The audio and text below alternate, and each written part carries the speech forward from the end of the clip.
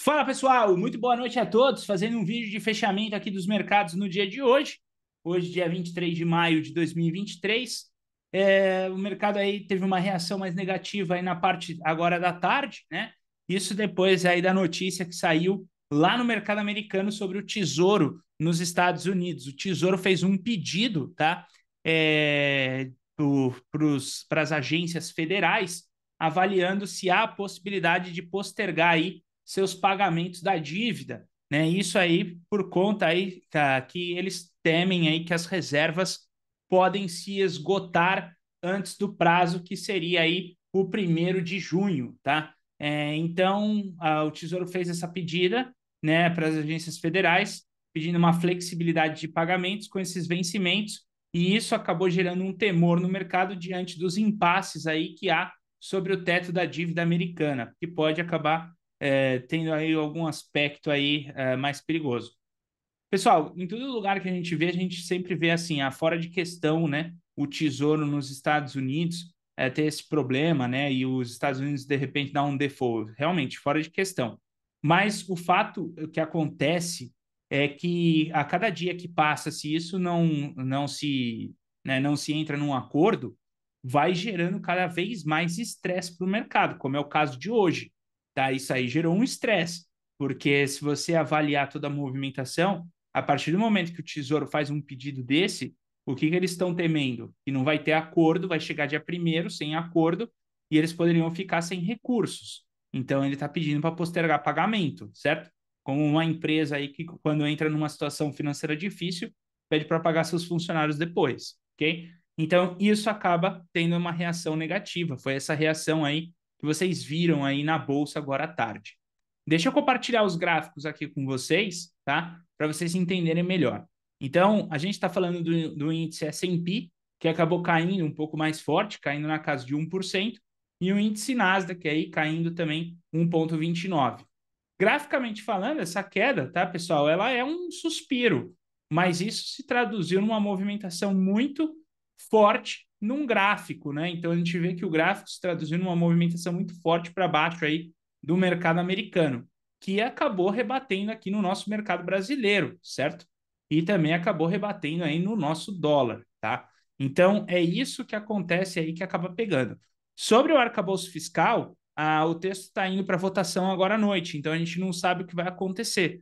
Pode ser que venham notícias boas, como também aí pode ser que venham notícias ruins, e amanhã a gente pode ter uma movimentação aí de gap grande na abertura do mercado, ok?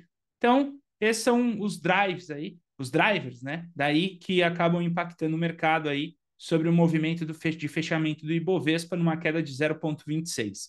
É engraçado, né? Porque as coisas acontecem, né, com a marcação sempre de um gráfico, e é nesse âmbito que a análise técnica ela é fantástica, né? Porque a gente vê, né, as pioras que podem acontecer e elas não acontecem, por exemplo, numa região de um pivô de alta, né? Acontece numa região de pico, alguma situação do tipo, que é quando o mercado começa a reverter sua sinalização, certo? Sobre essa movimentação, né, só ressaltar, o dólar acabou com essa movimentação praticamente neutra, né, porque acaba aí também correspondendo aí a uma demanda maior, já que se isso acontecer, a gente pode precificar um aumento aí dos juros nos Estados Unidos, ok? Sobre os movimentos do mercado no dia de hoje, hoje foi um dia relativamente começou difícil, tá? Mas nós tivemos alguns movimentos aí que ajudaram ao longo do pregão de hoje. Então, pegando aqui o índice futuro inicialmente, tá, pessoal? A gente viu que essa movimentação do índice futuro de manhã, tá, foi muito tranquila de se trabalhar. A gente conseguiu pegar aqui esse pivô de baixa que ele fez na sua movimentação, classificando essa entrada como uma trick entry, que é o truque de entrada. O que significa esse setup, tá? Esse setup é quando você tem a formação de um possível pivô e dentro dele ele faz um pivô prévio. Então, a gente não costuma preencher o gap, tá? A gente não faz essa estratégia de preenchimento de gap. Mas o fato da gente ter o candle 1 para cá, a média alinhada, a média móvel de 20, 9, 200, tudo faz uma indicação negativa aí para o índice. Então, quando ele criou esse pullback no candle 6 com máxima e mínima maior que o candle 5, nós marcamos a mínima do 5, stop acima do candle 6 e projetamos esse movimento para baixo. né? Então foi aonde a gente selecionou ali para o primeiro trade do dia, certo? Depois, nessa movimentação toda, teve a abertura do mercado, né? No índice aqui teve a abertura do mercado à vista. Depois ele deu uma disparada forte nessa movimentação e fez um recuo. Nesse recuo, a gente marcou o topo e ficou esperando para ver se ele vinha com um pivô de alta. E ele veio, tá? Esse pivô também veio em forma de trick entry. Aonde estava essa trick entry? Ela estava aqui no candle 26, né? Então, se você olhar essa movimentação e ligar os pontos, você tem um impulso direto, a correção, e dentro desse movimento, o candle 27 tem máxima e mínima menor que o 26, formando um pullback da trick entry e o rompimento. Então, isso é contexto para uma antecipação de compra, né? Então, você pode estar comprando o ativo antes mesmo, tá, pessoal? Dele estar podendo romper essa máxima nessa movimentação. Você já antecipa esses movimentos e quando ela sai, você já está dentro do mercado. Isso é uma grande vantagem, certo?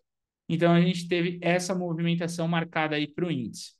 Índice Bovespa, depois, a gente acabou indo, né, para o almoço, acabou fechando a sala, acabou não acompanhando mais, e aí teve essa queda aí marcada aí por uma piora aí nas negociações do teto da dívida americana. Na verdade, piora não das negociações, mas é o mercado colocando medo, né? Isso que a gente está vendo, é o Tesouro americano colocando medo. Todos os dias, a Janet Yellen, que é a secretária do Tesouro americano, ela vem alarmando aí o mercado, dizendo, olha, se não tiver um acordo, dia 1 de junho, tem aí tem um default aí, a gente não vai conseguir cumprir os nossos compromissos com os investidores. Ou seja, ela está colocando cada vez mais fogo no parquinho, né, para que isso aconteça. E hoje, com essa notícia, isso acabou de fato aí mexendo com os mercados, tá? O dólar futuro, começando pelo gráfico de 2 minutos, na sua abertura, a gente identificou o gap, né, que é contexto ali de Fabuloso 4. Esperamos aí para ver se ele fazia um pivô clássico. A gente viu que ele estava até fazendo uma bandeira aqui nessa movimentação com relação ao gap. Nós não antecipamos a entrada por aqui, tá? A gente achou muito perigoso, a não ser nessa hipótese, por exemplo, se esse candle, tá, que formou aqui, o candle 15, na hipótese dele ter deixado uma mínima menor que o 14 e a máxima aqui também menor, configuraria um pivôzinho dessa saída. Ia ser o trade do livro perfeito, tá? Mas como a gente dá muito peso e muita ênfase para essa questão de máximas e mínimas, a gente evitou fazer essa entrada aqui no 14, tá? Então, a gente buscou a entrada depois quando ela deixou um power breakout. A gente achou que esse power breakout seria mais conservador e acabamos aí tomando um stop no movimento do dólar de manhã, tá? Depois, o que eu disse para o pessoal era, olha, se acabamos tomando um stop, a melhor coisa que a gente pode fazer aqui é esperar uma alternância com a média móvel de 20. Para quem não sabe, tá, como que funciona aí os setups que a gente trabalha de clássicos dentro do mercado, toda vez que eu identificar um movimento de breakout, o que é o breakout propriamente dito, tá? O breakout seria o fato do rompimento, né? Que é o, como se diz aí a tradução, né? Seria o rompimento aí para fora. Mas aqui, por exemplo, ele tem um range. E nesse range ele tem as alternâncias da sua média, certo? Então, a partir do momento que ele começa a alternar a média, ele neutralizou a movimentação. Então, se ele estava esticado, ele não está mais. E aí, se ele consegue ganhar um pivô alinhado com a média móvel de 20, é um movimento novo.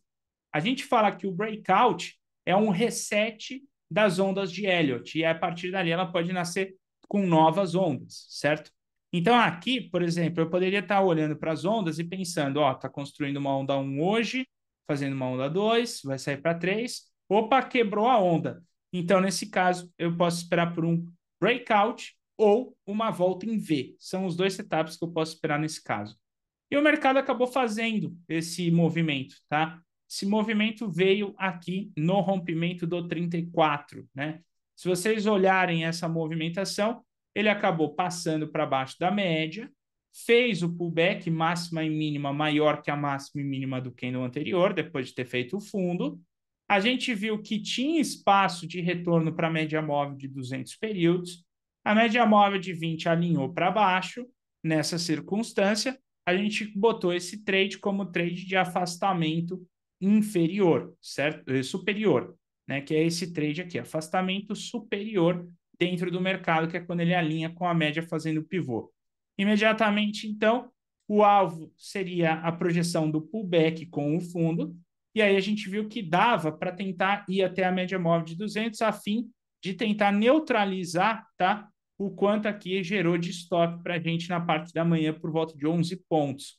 Ele não seria o suficiente, mas já ajudaria bastante. Então a gente precisaria de mais um trade aqui para poder levar a gente para um lado mais positivo dentro do dólar, tá?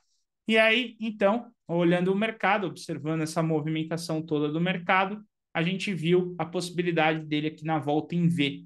Ele deixou uma volta em V clássica, com a máxima e mínima menor que o candle anterior, tá? Então, a gente enquadrou aqui e colocou com um pivô de alta aqui dessa volta em V. Só que nós acabamos errando em uma coisa aqui nessa volta em V. Quando ela disparou a volta em V, como esse pullback não ficou muito claro, a gente acabou colocando aí de novo aqui um pivô de alta. E esse pivô de alta não pegou alvo e acabou estopando. Isso estragou a nossa tentativa de retorno aí para um lado aí, para neutralizar o nosso primeiro stop. Acabou gerando para a gente mais um stop nessa movimentação do 2 minutos. A gente viu que os 2 minutos, nesse caso, já estaria saturado pelos seus 3 trades, então a gente decidiu ir para o gráfico de 5 minutos. No gráfico de 5 minutos, fazendo a observação dele, até então, esse pivô aqui não tinha sido configurado de forma clássica, e o pivô de baixa aqui a gente viu de forma mais clássica no gráfico de 5 minutos. Por quê? Porque a gente viu o pullback. Esse pullback, ele até teve uma cutucada na média móvel de 20, mas depois ela chegou a deixar um gift, e aí fez uma barra, duas, rompeu na terceira. A gente validou esse trade como mandatório pelos 5 minutos. Fizemos a projeção desse pivô de baixo, seria o primeiro pivô alinhado com a média móvel de 20, e ela conseguiu aí trazer aí um retorno esperado. A gente não colocou inicialmente o primeiro alvo como objetivo, a gente colocou aqui o ajuste, né? Porque a gente teve medo dele segurar muito no ajuste. Mas, de certa forma, isso acabou trazendo uma movimentação melhor aí para o gráfico de 5 minutos, mas não o suficiente para uma recuperação total, né? Infelizmente, pelos setups, quando a gente vem trabalhando, às vezes um stop como esse de cara na abertura pode acabar prejudicando o resto do dia. Mas é o que eu comentei com o pessoal, você não pode deixar se levar por essas movimentações, você tem que depois voltar, ver os novos pivôs, respirar, aí tentar achar uma entrada clássica e voltar a operar dentro do mercado. Infelizmente, não dá para ser 100%, tá? Mas a expectativa para amanhã é boa do mercado, então amanhã vamos acompanhar, tá? Amanhã nós temos aí um Open Class junto com vocês. Vocês que estão acompanhando a gente aí pelo projeto 10%, pessoal, se vocês ainda não fizeram a sua inscrição aqui no Tornando-se um Trader Profissional, façam a sua inscrição, porque aí somente com ela aqui você consegue estar operando com a gente gratuitamente, certo? Ou seja, nos nossos Open Class. Amanhã faremos um Open Class totalmente aberto, mas quinta-feira será exclusivo aos cadastrados aqui do Tornando-se um Trader Profissional, ok? Conto com vocês amanhã no nosso Morning Call. Grande abraço para todos, tá? Tenham uma excelente noite e a gente se vê aí pelo YouTube. Valeu, pessoal. Grande abraço.